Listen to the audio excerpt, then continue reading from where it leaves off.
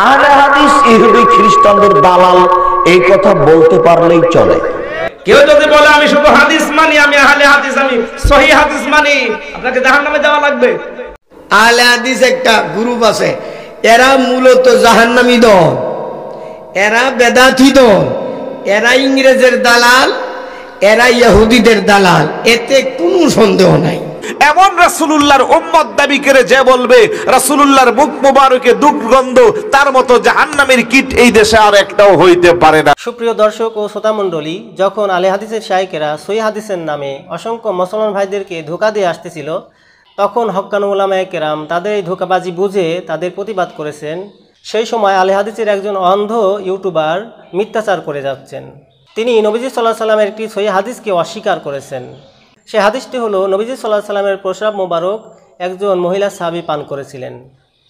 এই আহলে হাদিসের অন্ধ ইউটিউবার তিনি বলতেছেন এ ধরনের কোনো হাদিস নেই, এটা হুজুরদের বানানো হাদিস। প্রিয় দর্শকবিন্দু, চলুন প্রথমে আমরা এই অন্ধভক্ত আহলে হাদিসের ইউটিউবারের মিথ্যাচার শুনে আসি। রাসূল সাল্লাল্লাহু আলাইহি ওয়াসাল্লামের প্রস্রাব মোবারকটা কি ভাই পবিত্র ছিল নাকি অপবিত্র ছিল? প্রথমে এই কথাটা মাথায় রাখবেন। আজকে হুজুররা আমাদেরকে যে কতভাবে বোকা বানাচ্ছে, তারা যে কত শত হাদিস বানিয়ে বানিয়ে জাতির সামনে উপস্থাপন করছে ভাই, বোঝাতে পারবো না আপনাদেরকে। রাসূল সাল্লাল্লাহু আলাইহি ওয়াসাল্লামের প্রস্রাব ছিল অপবিত্র। প্রমাণ কি? তিনি প্রস্রাব করার পরে উযু করতেন, তিনি টয়লেট করার পরে উযু করতেন। হ্যাঁ রে ভাই, হ্যাঁ, তিনি প্রস্রাব করার পরে উযু করতেন, প্রস্রাব করার পরেই তার উযু ভাঙতো। তার মানে সেই প্রস্রাব ছিল অপবিত্র। সেই অপবিত্র প্রস্রাব কোন সাহাবী খেয়েছে, এটা আপনার বিশ্বাস করতে ইচ্ছা হয়? প্রথমত এটা আমি বিশ্বাসই করতে চাই না, কোন হাদিস কোরআন ওইদিকে যাচ্ছি না ভাই, এই দিক থেকে কথা বলতেছি। প্রিয় দর্শক, আপনারাই শুনলেন আহলে হাদিসের এই অন্ধভক্ত ইউটিউবার, তিনি বললেন নবীজি সাল্লাল্লাহু আলাইহি সাল্লামের প্রস্রাব মোবারক একজন সাহাবী পান করেছেন, এটা তিনি বিশ্বাসই করেন না। প্রিয় দর্শকবিন্দু, এখন আমরা প্রমাণ করব যে নবীজি সাল্লাল্লাহু আলাইহি সাল্লামের প্রস্রাব মোবারক একজন মহিলা সাহাবী পান করেছিলেন, এটা সহিহ হাদিসে বর্ণিত আছে কি নাই। তো এই বিষয়ের উপর আজকে আমরা বিজ্ঞ 8 জন আলেমের বক্তব্য শুনব। এ সম্পর্কে এখন আমরা বক্তব্য শুনব মুফতি আবুল হাসান সাহেবের। চলুন তার বক্তব্যটি শুনে আসি। প্রস্রাব করি, আমার নবীও প্রস্রাব করতেন, আমাদের প্রস্রাব নবীর প্রস্রাব কি এক? তাহলে একটা হাদিস শোনাই, কোনো বিরক্ত বোধ করবেন? আমি তেমন লম্বা করব না, ইনশাল্লাহ শেষ করে দিব। তবে একটা হাদিস, যে হাদিস কানা বহু কিতাবের মধ্যে রয়েছে, কয়টা কিতাবে আছে আমি আগে সেটা আপনাদেরকে দেখাই। মুসনাদি আবু ইয়ালার মধ্যে রয়েছে, আবার ইমাম হাফেজ আল বুসিরি আল ইত্তিহাফিল খায়রাতের মধ্যে নোট করেছেন, নবম খণ্ড 119 পৃষ্ঠায়, হাদিস নম্বর 8681। আবার আলে সাহাবা ফি তামিজি সাহাবাতে নোট হয়েছে 13তম খণ্ড 179 নম্বর পৃষ্ঠায়। দারুকুতনি ওনার একটা কিতাব আছে আল গারায়েব ওয়াল ইফরাদ, সেই কিতাবের মধ্যে 5ম খণ্ড 288 নম্বর পৃষ্ঠা, হাদিস নম্বর 5822 নম্বর পৃষ্ঠা, 22 নম্বর হাদিস। ইমাম তাবরানি আল মুজম আল কাবীর নোট করেছেন, ইমাম হাকিম নিশাপুরি আল মুস্তাদরাক লিল হাকিম নোট করেছেন 4th খণ্ড 63-64 নম্বর পৃষ্ঠায়। ইমাম আবু নুঈম ইসফাহানি দালাইলুন নবুওতে নোট করেছেন। আর অনেক মুজমাই জাওয়াইদে নোট হয়েছে, ইমাম হাইসামি নোট করেছেন, আবু দাউদ শরীফে রয়েছে, সুনান নাসাইর মধ্যে রয়েছে, ইমাম বাগাভি শারহে সুন্নাতে নোট করেছেন, ইমাম বাইহাকি সুনান আল কুবরাতে নোট করেছেন। এতগুলো দলিল দিচ্ছি কেন জানেন? হাদিসটা সেরকম বিদায়, সন্দেহ লাগবে এরকম মনে হবে বিদায় হাদিসটা বলার আগে আমি এটা দলিল দিয়ে ফেলতেছি। আন উম্মে আইমান ক্বালাত قام رسول الله صلى الله عليه وسلم من الليل إلى فخارة في جانب البيت فبال فيها ثم قمت من الليل وأنا أتشى فأتيت الفخارة فشربت ما فيها فلما أصبح ذكرت ذلك للنبي صلى الله عليه وسلم فضحك وقال أما إنك لن تستقي بطنك بعد يومك هذا। উচ্চ আওয়াজে বলি সুবহানাল্লাহ। সে হাসিরটা দুইটা কিতাবে আছে, আবু দাউদও আছে, নাসাই শরীফও আছে। এবার হাদিসটা শুনুন। হযরত উম্মে আইমান বলেন, শুনেন, রাসূল পাকের একটা পাত্র ছিল, এক সহিহ ইবনে হিব্বানের মধ্যে রয়েছে। সহিহ ইবনে হিব্বানের মধ্যে কি রয়েছে দেখেন, সেখানে আছে কানা লিন-নবী সাল্লাল্লাহু আলাইহি ওয়াসাল্লাম কাদহুন মিন ইদান। নবীজির একটা গাছের পাত্র ছিল, ইয়াবুলু ফিহি, রাতের বেলা ওই পাত্রতে নবীজি প্রস্রাব করতেন। একটা কাঠের পাত্র ছিল, যে পাত্রে নবীজি রাতের বেলা কি করতেন। এবার হযরত উম্মে আইমান বলেন, রাসূল পাক রাতে উঠেছেন, কামা রাসূলুল্লাহ সাল্লাল্লাহু আলাইহি ওয়াসাল্লাম মিনাল-লাইল, রাসূল পাক রাতে জেগে উঠলেন। ওঠার পরে ইলা ফাকারাতিন মিন জানিবিল বাইত, ঘরের এক পাশের মধ্যে একটা পাত্র ছিল, পাত্রের মধ্যে ফাবালা ফিহা, ওই পাত্রে নবীজি প্রস্রাব করলেন। সুম্মা কুনতু, নবীজি প্রস্রাব করে প্রস্রাবগুলো সেই জায়গায় রেখে ঘুমিয়ে গেলেন। ইতিমধ্যে আমি নবীজির খাদেমা ছিলাম। খাদেমা মানে বুড়ি। নবীজিকে আবার ছোটবেলায় দুধ পান করাইছিলেন উনি, খাদেমাও ছিলেন, উম্মে আইমান। উনি বলতেছেন কি, সুম্মা কুনতু মিনাল লাইলি, এদিকে আমি রাতের বেলা উঠতাম, ওয়ানা আচ্ছা, তখন আমার তৃষ্ণায় কাতর, আমি ঘুরতেছি কোথাও পানি পাওয়া যায় কিনা। ফাতাইতুল ফাকারা, আমি একটা ওই পাত্রটা দেখলাম। পাত্রটা দেখার পরে ফাশারিবতু মা ফিহা, আমি দেখলাম পাত্রের মধ্যে পানি আছে, ওই পানিগুলো আমি পান করে ফেললাম। এগুলা পানি না প্রস্রাব? আমাদের প্রস্রাব পান করা দূরের কথা, কাছে নিয়ে গেলে তো খবর আছে, ঠিক না? নাকে খবর করে ফেলবে, এটা কি পানি না আর কি, ঠিক কি না? কিন্তু মেমন বলেন, আমি ওই পানিগুলা পান করে ফেললাম। ফালাম্মা আসবাহা ফাযাকারতু যালিকা লিন-নবী সাল্লাল্লাহু আলাইহি ওয়াসাল্লাম, সকাল যখন হলো, সকালবেলা আমি নবীজিকে বললাম, ইয়া রাসূলুল্লাহ, অমুক জায়গায় একটা পাত্র দেখলাম, পাত্রের পানি আমি পান করছি। এটা বলার পরে ফাদাহিকা সাল্লাল্লাহু আলাইহি ওয়াসাল্লাম, আমার নবীজি মুস্কি হাসি দিলেন। জোরে বলুন সুবহানাল্লাহ। নবী মুস্কি হাসি দিয়ে বললে, উম্মে আইমান, তুমি তো পানি পান করো নাই, আমার প্রস্রাব পান করছো।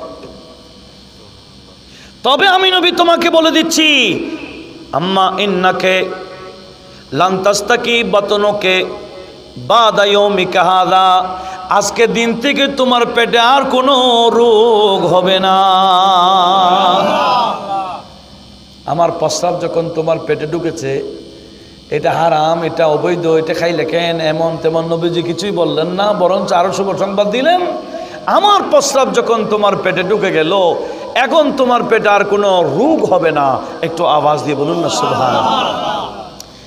ব্যাখ্যাতে রয়েছে, আবু নুআইম ইসফাহানি উনার মাহফিল মারফাতে রয়েছে, ইমামে ইবনে আব্দুল বার আল-ইস্তিআফ ফি মারফাতিল আসহাব, ওই কিতাবে নোট করেছেন যে ওই উম্মে আইমানের আর কোনো পেটের রোগ হয় নাই, কোনো ধরনের রোগ হয় নাই ওই প্রস্রাবের বরকতে।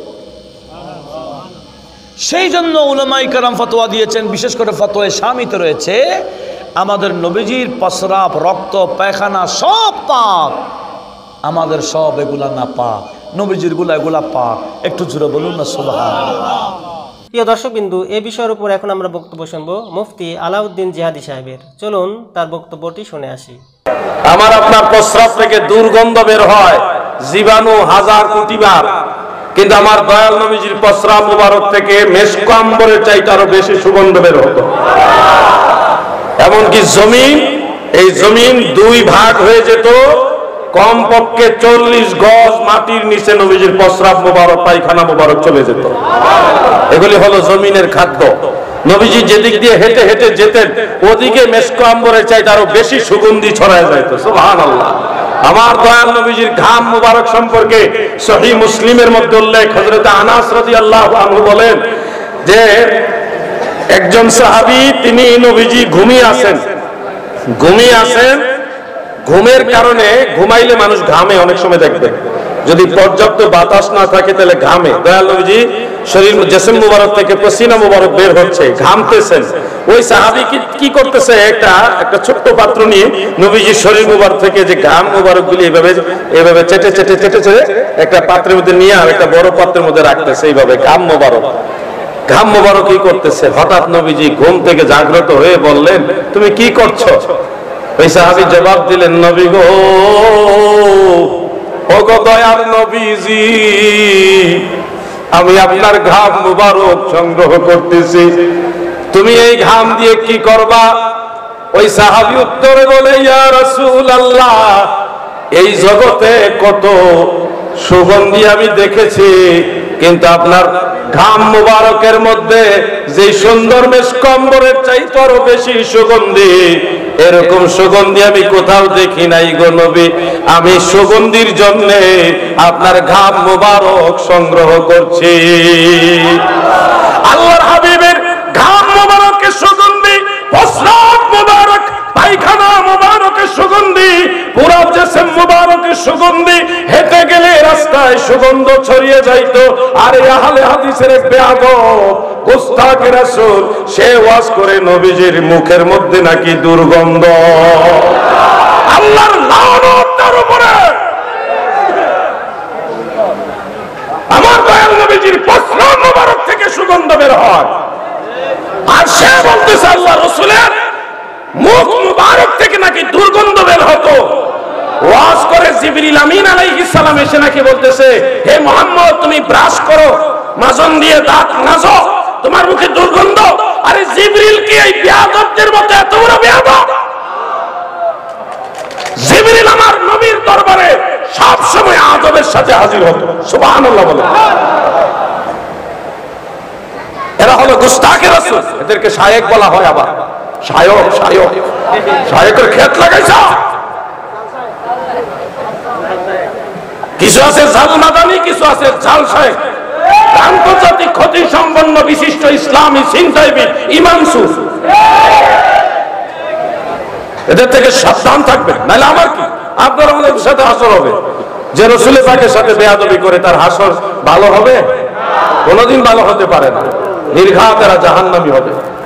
এবার আমরা বক্তব্য শুনব মুফতি গোলাম রব্বানী কাসিমি সাহেবের। চলুন তার বক্তব্যটি শুনে আসি। রসুল কখনো আমার মতো হতে পারে না। আমাদের প্রস্রাব পায়খানা না পাক, আর রসুল্লাহর প্রস্রাব পায়খানা পাক। কোনো সন্দেহ আছে? একটু জবান খুলে সন্দেহ আছে? কেমন পাক আমি আপনাকে জানাতে পারবো কিনা আমার ভাইরা যারা রসুলকে আমার মতো বলো।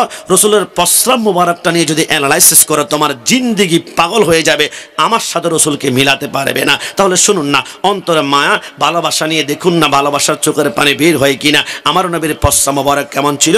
বিশ্ববিখ্যাত একখানা কিতাব পড়েছি, নাম হচ্ছে মাদারেজুন নবুওয়াত, লিখেছেন আব্দুল হক মুহাদ্দিস দেহলভী। তিনি সেই কিতাবে লেখেন, আল্লাহর হাবিব রাতের বেলায় একদিন প্রস্রাব মুবারক করে একখানা মাটির পেয়ালার মধ্যে করে সরকারে মদিনা সেই প্রস্রাবগুলা, এবার সরকারে মদিনা মাটির পেলা প্রস্রাব রেখে খাটের নিচে রসুল ঢুকিয়ে রাখলেন।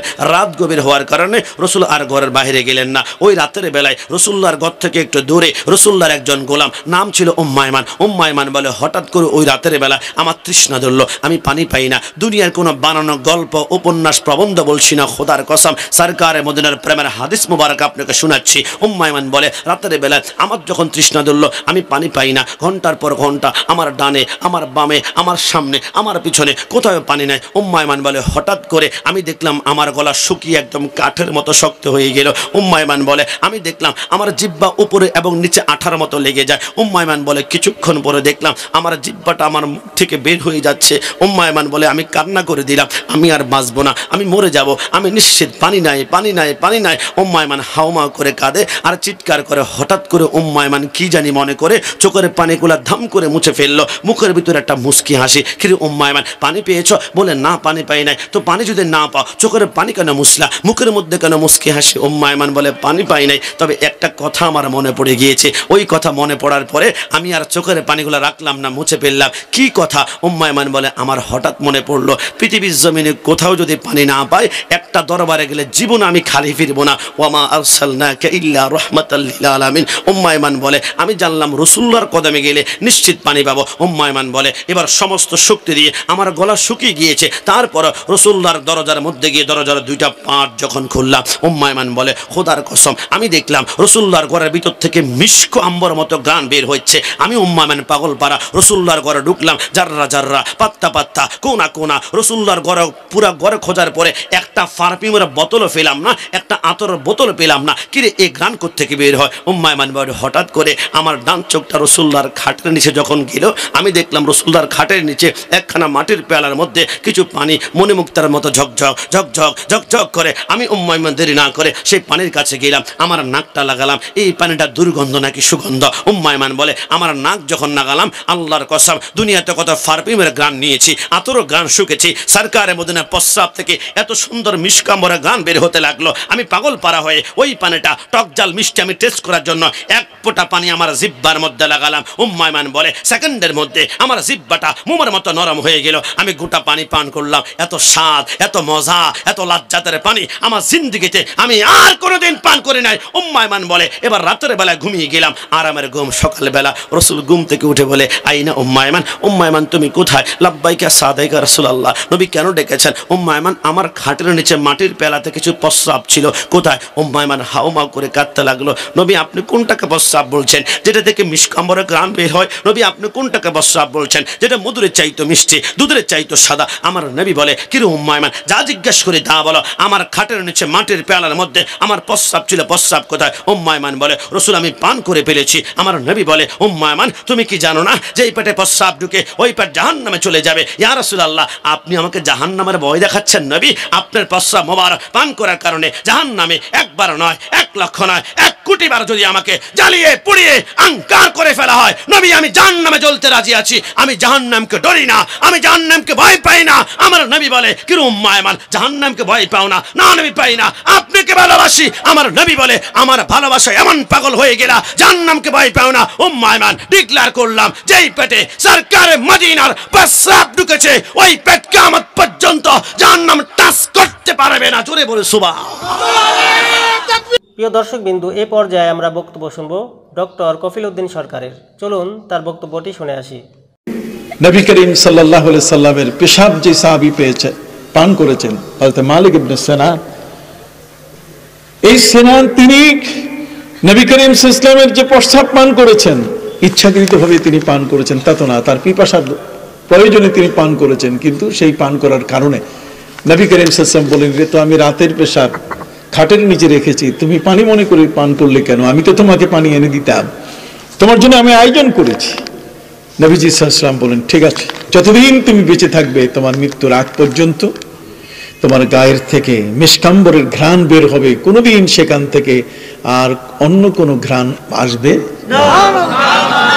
নবীর পেশাব পান করলে মিশকাম্বরের ঘ্রাণ আসে, আপনি বিজ্ঞানের কোন থিওরিতে আপনি বুঝবেন? বিজ্ঞানের কোন থিওরিটা দিয়ে আপনি এখানে আগাবেন? ভালোবাসার অবস্থানটা এমনই যেটা বিজ্ঞান দিয়ে কখনো বোঝা যাবে না, এখানে বিজ্ঞানের কোনো স্থান নাই। এখন আমরা আরো 2 জন আলেমের বক্তব্য শুনব। চলুন তাদের আলোচনাটি শুনে আসি। মোবারক একজন সাহাবী পান করার কারণে রাসূলুল্লাহ ডিক্লেয়ার দিয়ে দিল তুমি জান্নাতি, জাহান্নামের আগুন তোমাকে স্পর্শ করতে পারবে নাই। প্রস্রাব মোবারক পান করনেওয়ালা সেই সাহাবী রাস্তা দিয়ে হেঁটে গেলে অন্য সাহাবীরা নাক টেনে টেনে তার কাছ থেকে সুঘ্রাণ গ্রহণ করত। এমন রাসূলুল্লাহর উম্মত দাবি করে যে বলবে রাসূলুল্লাহর মুখ মোবারকে দুর্গন্ধ, তার মতো জাহান্নামের কীট এই দেশে আর একটাও হইতে পারে না। কথা বলেন ঠিক কি না? কিন্তু ওই জাহান্নামের কীটের অনুসারী ওয়ারক গ্রামেও আছে না নাই? আওয়াজ দিয়ে বলুন, ভয় পাচ্ছেন? আমি ভয় পাই না। যত বড় সে নামি দামি হোক না কেন, যত বড় তার ক্ষমতা থাকুক না কেন, রাসূলুল্লাহর সাথে বেয়াদবি করলে তাকে কোনো আশিকে রাসূল ছাড় দিতে পারে? তার অনুসারী বাংলাদেশে স্কুল কলেজে পড়ে জেনারেল শিক্ষিত ভাই আছে না নাই? এগুলো সব ইহুদি খ্রিস্টানদের এজেন্ডা বাস্তবায়ন করতেছে। কথা বলেন ঠিক না? আর আমাদেরকে বানাচ্ছেন জাহান্নামী, আমরা পথভ্রষ্ট, আমরা গুমরা, আমরা বেদাতি। আপনারা এত সঠিক হয়ে গেছেন, আপনাদের আকাগুরা সব বেদাত। কথা বলেন ঠিক কি না? কোন সাহাবী কি আল্লাহর হাবিব সাল্লাল্লাহু আলাইহি ওয়া আলিহি ওয়াসাল্লামের পেশাব পান করেছিলেন? এই বিষয়টি আলোচনায় এই কারণেই আসে যে কিছু মানুষ এই সব আলোচনা যখন হয় তখন অশালীন ভাষায় কিছু মন্তব্য করেন, অসভ্যতা এই ধরনের কিছু শব্দ আমরা শুনেছি। এই ঘটনা বর্ণিত আছে, সহিহ হাদিসে বর্ণিত আছে, এবং একটা মত এমনও আছে আল্লাহর হাবিব সাল্লাল্লাহু আলাইহি ওয়া আলিহি ওয়াসাল্লামের পেশাব পবিত্র ছিল, একটা মত এমনও আছে। আমরা সেদিকে আজকে যাব না, আজকে আলোচনা শুধুমাত্র হাদিসে আছে কি নাই। আর একটা বিষয় হলো এমন না যে সাহাবায়ে কেরাম রেগুলার পান করতেন আল্লাহর হাবিব সাল্লাল্লাহু আলাইহি ওয়া আলিহি ওয়াসাল্লামের পেশাব, বরং এটা ঘটনাক্রমে দুটি ঘটনা পাওয়া যায়, দুইজন মহিলার ব্যাপারে ঘটে গিয়েছিল। আল্লাহর হাবিব সাল্লাল্লাহু আলাইহি ওয়া আলিহি ওয়াসাল্লাম জানার পরে তাদেরকে তিরস্কার করেননি, বরং তাদেরকে সুসংবাদ দিয়েছেন, তাদেরকে সুসংবাদ দিয়েছেন। আসুন আমরা হাদিস দেখি। কিসসাতু শুরবি বাউলিন নবী সাল্লাল্লাহু আলাইহি ওয়াসাল্লাম ক্বাদ ওয়ারাদাত লিমরাতাইন। আল্লাহর হাবিব সাল্লাল্লাহু আলাইহি ওয়া আলিহি ওয়াসাল্লামের পেশাব পান করেছেন দুইজন মহিলার ব্যাপারে বর্ণনা পাওয়া যায়। একজন হচ্ছেন বারাকা বিনত ইয়াসার মাওলাত আবি সুফিয়ান ইবনে হারব। ওনার ব্যাপারে পাওয়া যায়, বারাকা ইবনে ইয়াসার সম্পর্কে যে বর্ণনাটি পাওয়া যায় এটা সহিহ, এটাকে কেউ দুর্বল বলেছেন, দেখা পড়েনি। ওয়া হাদিসুহু ক্বাদ সাহাহাহু কুল্লু মিন আদ-দারিকুতনি ওয়া আব্দুল হক আল-আশবিলি ওয়া ইবনে সালাহ ওয়াল হাইসামি ওয়া সুয়ুতি ওয়া লাম আকিফ আলা কাউলিন লিআহাদিন মিন আল-উলামা ইউনকিরু সুবুতা কিসসাতি শুরবি বাউলিন নবী সাল্লাল্লাহু আলাইহি ওয়া সাল্লাম। এই বর্ণনাটাকে সহিহ বলেছেন ইমাম দারকুতনি, ইমাম আব্দুল হক আশবিলি, ইমাম ইবনে সালাহ, ইমাম হাইসামি, ইমাম সুয়ুতি। প্রিয় দর্শকবৃন্দ, আলে হাদিস সম্পর্কে মুফতি আমির হামজা কি বলেছেন চলুন তার বক্তব্যটি শুনে আসি। সুন্নাত আমি তোমাদের জন্য রেখে গেলাম, আমার সুন্নাত। আজ আপনি আহলে হাদিস দাবি করে বগল বাজাচ্ছেন, উল্টা পাল্টা বুঝবেন না। নবীদের হাদিস মানার, শুধুমাত্র হাদিস মানার কোনো সুযোগ নেই। কেউ যদি বলে আমি শুধু হাদিস মানি, আমি আহলে হাদিস, আমি সহিহ হাদিস মানি, আপনাকে জাহান্নামে যাওয়া লাগবে।